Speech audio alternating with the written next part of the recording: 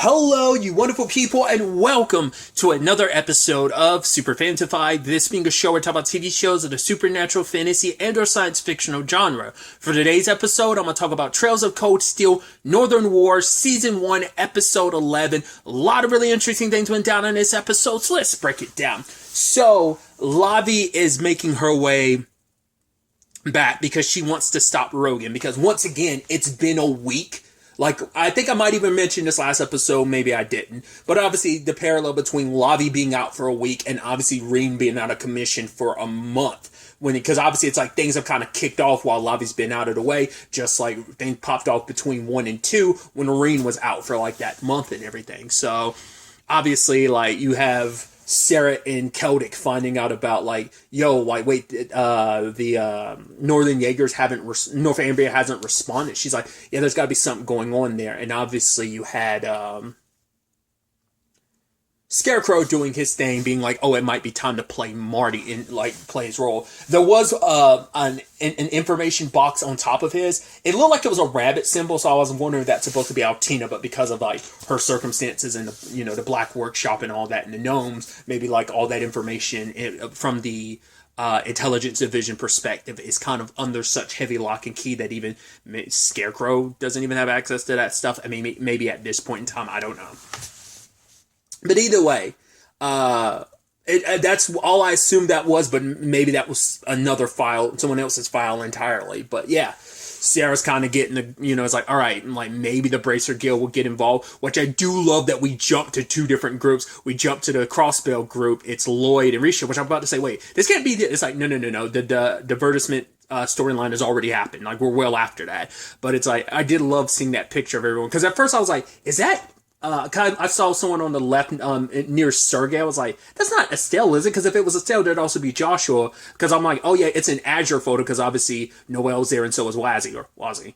I'm still unclear how you pronounce that in English. But either way, and then I was like, oh no, obviously Noelle's there, so it's got to be Fran. I think her hair was a little darker than it typically, because it's like very light. It's lighter than Noelle's is. But maybe that's what kind of threw me for a loop there. But I was like, it's like, look at that cute picture. But it's like Risha and Lloyd talking about everything that's happening in Northumbria, because they know exactly. It's like, oh yeah, the Golden Rock Shasta is like stomping on the battlefield. It's like, yeah, talking about the Vander School and the Arsate School being the top class, like, schools of swordsmanship, and she's the number one swordswoman in that country. And I mean, honestly, it hasn't come up at this point in time because obviously Cold Steel 3 hasn't happened yet, but she is the Empire's mightiest swords person in general, because she obviously outmatched her. We never seen her full on go against Zex, and we don't. I'd assume because she can beat Victor, I'd assume she can beat Zex as well. I don't know how she stacks up against Mateus. I think considering like going toe-to-toe with Leanne like that too, it kind of showcases like, right, she's at that pinnacle of like swordsmanship. So I put her at the top right now amongst all the swordsmen. I'd make the argument she's the strongest. Even Rain being a divine blade, I'd still put her at the top because she's still got more battle experience than he does. So I'd still put her above him, even in that regard. I don't even know if Rain would even put himself like at the... Rain's Rain. He would never put himself at the top. But like, I don't even know if he put himself in the top. Because like, even though it's like, oh, I don't know how he would stack against like Victor and like Mateus. And because I do know, I think him and Kurt train with him in Hajimari no Kiseki or Trails in the Reverie. I think just from the trailers I saw like maybe a year or two ago. Tensions and all that side. But it's like, yeah, her walking on a battlefield's a big thing. I even love that when Lavi heard something, she popped up and she just saw the golden, like, soul dot moving, because she thought, and was scared, she thought it was Reen. So I think that she thought it was Valimar. But, because she was like, freaked out, but then like her demeanor just kind of was like squinting. So I think it's like, it's still a crappy situation, but it's still like, it's not all hope is lost now, as long as the Ashen Chevalier hasn't stepped on the battlefield. But circling back, we get Liberal as well, where we have Joshua and Estelle talking about things, and obviously hearing that the Bracer Guild might get involved gives Estelle some hope. I do like that Lloyd is wearing like the outfit that he has in like 3 and 4, and Estelle and Joshua are wearing the outfits that they have in Code Steel 4. So I thought that was pretty neat. But yeah, just like kind of like it's neat seeing like the other. I mean, for one, getting Lloyd and Risha's perspective was nice. I mean, we also know like right, he's really kind of on his own with Risha and Kia, but obviously like Tio and Randy are in their circumstances right now, and so is like Noel, and I'm sure Wazzy's is back at. I mean, if he's not out doing his thing as a Grallstritter, as a Dominion of the Grallstritter, I'm sure he's out there. Like maybe he's back at the Holy City of Arteria. But either way, tensions and all that side.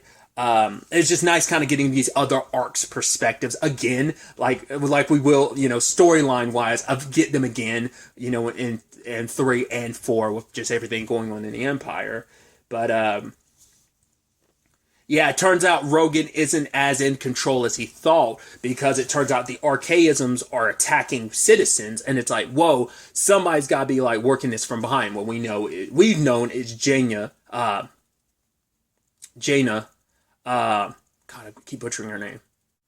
I think it's just Jaina. I think in my head it's either Jaina or Jaina. I think it's just Jaina. I just keep messing it up in my head. Regardless, obviously we know she's behind all this. But it also, I'd make the argument what she has it seems like that's an artifact, which it's such an interesting lore thing in this world that doesn't come up too often. It comes up from time to time, but it's like, especially with like LeBurl coming into the conversation, it's like, right, especially, wasn't it the mayor of Ruan?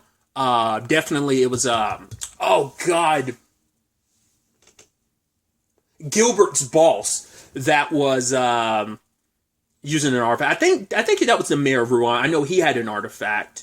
Obviously, they've come up from time to time throughout the arcs, but it's never like an always thing, but it's always like in a background thing. Obviously, you had everything with Phantasma and everything kind of kicking off because of an artifact in 3. And, the artifacts end up being kind of at the heart of a lot of stuff, but still, I can only assume that's what she has. And I'm assuming either it has like a mind controlling ability, but it also seems like it has a doorway ability because it magically popped up a door, so it might not have the mind control ability I thought it did.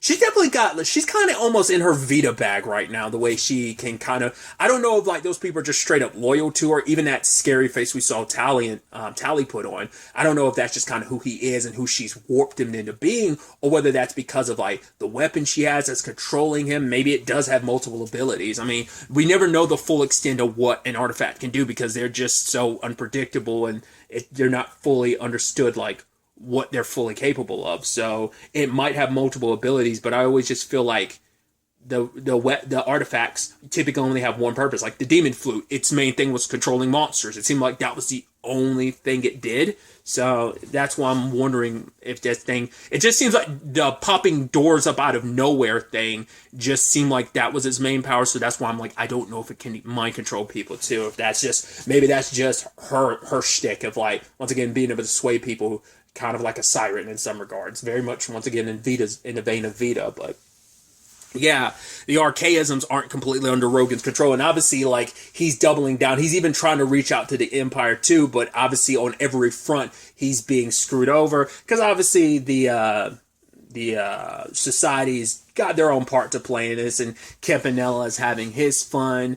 I wonder, is it just, well, can we know some of the people that showed up in that, like, credit scene at one point in time, like a post-credit scene of, like, Ouroboros members, but it seems like this is mainly Campanella's bag. It doesn't seem like the others are directly involved. Blue Blanc could be, but I doubt, like, because it was, like, Duvally as well that was there, so I doubt they're involved, but like I can see Blue Blanc, the master of disguise and trickster that he is, that he could be mixed up in all this. But let's also not forget, like, Campanella is apparently a master of disguise too. Probably not to the extent Phantom Thief is, but we've seen at least in the Code Steel games, and maybe it came up in the other arcs as well, but I distinctly, because I'm in the crossspell section again for 3, so it's like, right, when you first see Campanella like first pop up in the crossspell section in chapter 2, when you first get there, he's disguised as like he's just, pretending to be someone else at the time. So So it could be him doing something like, but every time we see him, he's always himself. So I don't see him doing it. But once again, Blue Blanc was in the area at the time, so he could be up here doing his own thing as well. So. And obviously, like, Lobby actually worked alongside the people. Well, for one, the Northern Jaegers that are, like, captured her because they're like, right, we're doing what Rogan wants, but also doesn't mean we side with Rogan. So we're going to bring her in. We're not just going to kill her like those special higher level kind of Jaegers who are on Rogan's side want to do when it comes to Lobby. But the Archaisms attack, and she ends up destroying one of them. And because it made sure all the civilians got inside the city and stuff like that, but then they find some guards that were poisoned. So it's like, right, the Empire didn't sneak in because if they had control of the Archaisms, this would already be over. So someone from the inside is jeopardizing everything, sabotaging everything for Rogan, and so Lobby makes an agreement, like, right, regardless of what our past circumstances are, we all have a common enemy now, so we need to come together and fight them together. This is for Northumbria's sake. And they all agree. Sadly, everyone except for Issaria and Lobby end up dying, because the moment they came to the water, I was like, the water's got to be poisoned. I was hoping they'd stop them in time, but no, it was already too late. They had already drunk the water, because it's like, right, this water is unguarded. Like, what's going on here? Especially because the Archaisms went out of their way to destroy supplies, because that's the point to back them into a corner where they are even at their weakest. You know, it's like kind of stripping them down. And I wonder why, making just, I guess, to make it easier for the Empire. Like, once again, I don't know what Jaina's like end goal is, and you know what the society fully wanted from this as well. We know what the Empire is going to get out of this in the long run with the Ishmael and Osborne of it all, but Lobby eventually sneaks into Rogan's place, into the palace, and ends up confronting Rogan. And she broadcasts like part of their conversation to the public, because she's taking every lesson that she learned last episode about, right, I had overconfidence in my ability, and people had suffered for it. Your decisions of the way you're approaching this, Rogan, is hurting so many people. Like, so many people are out there low on supplies and stuff like that. You're so overconfident in your own abilities that you can be the one that do this, but it's like, can you really do it? To the point that you trusted an unsurly group like Ouroboros, which, yes, have their own ambitions and stuff like that. Plus, you know, you kind of let, you know, Jaina just kind of do her own thing. So you let that kind of, you know, that other serpent kind of slip beneath, you know, but it's like he was so dedicated about, you know, once again, you get so caught up in your cause that you lose your way. I mean, he's so caught up in it, he still was blinded to like, oh, I'm not like, Glark, so I'm better off. But it is the conversation about, once again, the hero's curse, that every hero,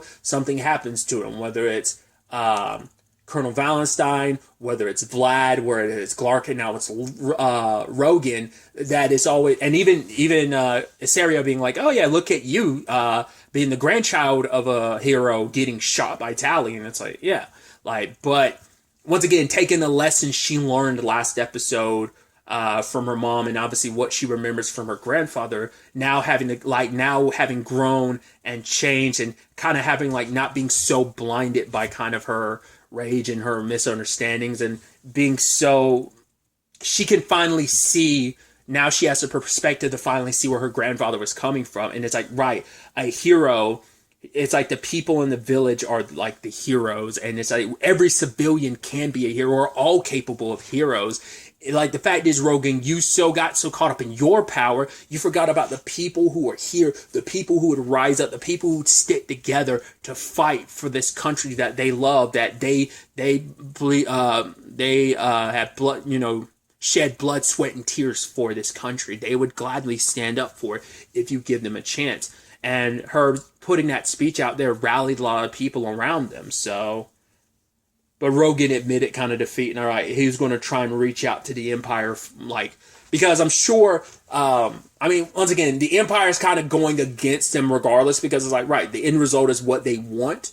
Now, I'm sure, like, the Iron Bloods, probably with the exception of Rufus might be the only Iron Blood who fully knew what Osborne had planned in the end, like the whole Great Twilight situation. Rufus might have been one of the only ones that initially knew from the beginning where the end result was, or maybe even he was kept in the dark until, a certain point in time. But I think Lecter, Claire, and Milliam were kept in the dark about all of that, and obviously Cedric got eventually brought into the fold amongst all of that as well, but they're probably the only ones that really, really knew, but Lecter and Milliam and Claire probably most likely not. So they're probably handling this like all right, we don't have to let things kind of escalate to the point that we go to blows with Northumbria. It doesn't have to necessarily go this way, but it's like, no, it was meant to always go this way. So that's why I'm like, no matter what, they're trying to wait to respond. Like, the Empire's trying to hear from Northumbria, Northumbria's trying to hear from the Empire. They're never going to hear each other because there are people working against them on both fronts. There are people in Northumbria working against Northumbria, and there are people in the Empire like Osborne who want this all to shake out and play out the way it is, because it's for the end result and the end goal. Once again, I can only assume Jaina's doing all this because she's like, either this is her opening act for Ouroboros, because the whole point of being a member of Ouroboros is you have to have a very special you have to have a type of darkness inside of you. That's what kind of gets referenced when it comes to, I'm assuming not just the Anguisses, but also the Enforcers as well. So Jaina's kind of displayed, she's got like a wickedness to her. It's like, she's one of those despicable characters you're like, she's like Belle and Weissman. She's those type of Ouroboros members you're like, oh, I hate you. Like, Campanella's in that territory too. He's kind of, but it's like, you meet other Ouroboros members that you kind of go like, all right, they're not that bad. I put Novartis in that same, like, vein as well. But, like, Evita can be like that sometimes, but she's shown, like, she isn't always like that. Blue Blanc kind of does his own thing. Shirley's just kind of looking for a battle type of thing. And obviously you have someone like Duvally and the rest of the Stalwart who are just following their illustrious lord, but also like they kind of still have their code and their morals and their honor as warriors, as knights. So that's the interesting dynamic of like Ouroboros in that regard. But Lavi's determined like, no, I'm going to stop Jaina, but before she could, lo and behold, our Ashen Knight arrives. He swings the Tachi, and I guess it kind of knocks down, like either like knocks all the archaisms out of commission, and then Lavi calls him out and challenges Reen, and it's like, I got something I need to say to you. So ending off on that, and it's like, cool. So the two of them are going to go toe to toe next episode. Which, speaking of next episode, based on what I was reading online, it does. I was curious. I was like, if it's going to be anything, it'd probably be like a 12, maybe 13 episode season. It does seem like it is a 12 episode season. So the next episode should, in fact, be the season finale. Makes sense. I mean, it shouldn't be the series finale because there shouldn't be like a second season because this is all about the Northern War. And as we know, the war part of it was not that long. It was a pretty like easy takeover. That's why even Reen's like, I wouldn't even go even far as even calling it a war. It was pretty like easy for like Aurelia and Bardius to do their thing, which even they were like, hey, let's open negotiations, but it's like, once again, like there's so much working against this circumstance. So, I mean, this situation. So, but yeah, the two of them duking it out. And also, it makes sense for things to potentially end next episode because there's not much story to tell. Like, we know Reen loses control, blacks out for 3 days, and when he wakes up, Northumbria has been taken over. So, most of the episode will probably come down to two of, like, a lot of it. Some of the beginning will be the two of them duking it out. And then at the end, like, Reen powering up and stopping the archaisms that have gone wild. And then, like, probably, like, when he passes out and maybe when he wakes up again, maybe that show will have that perspective. I'd assume they wouldn't because it would be Lavi. But I'd be so curious because, once again, there's so many of these characters we don't know where they stand when this is all said and done. I doubt they're going to kill Lavi and Isaria, but we don't know. And also Jaina and Tali, what their roles in all of this is going to be. What role Marty's going to be in all of this now that Lecter's involved. But maybe like Marty can help smooth over some of the negotiations between Northumbria being annexed into the Empire because it's an inevitability. But maybe he plays a role in that regard as well. So we'll ultimately have to wait to see where all of this ends up taking us going forward into the season/series finale, if it is in fact what it is. But 12 is the number of episodes I've saw, so I'm curious to see ultimately how this all wraps up. Once again, we know the end result, but there's still some meat in between. We don't know what it is. So we'll have to wait and see. But really, that's all I wanted to talk about. Till the next time we meet, be happy, be safe, live life to the fullest, and enjoy it. Good day, and goodbye.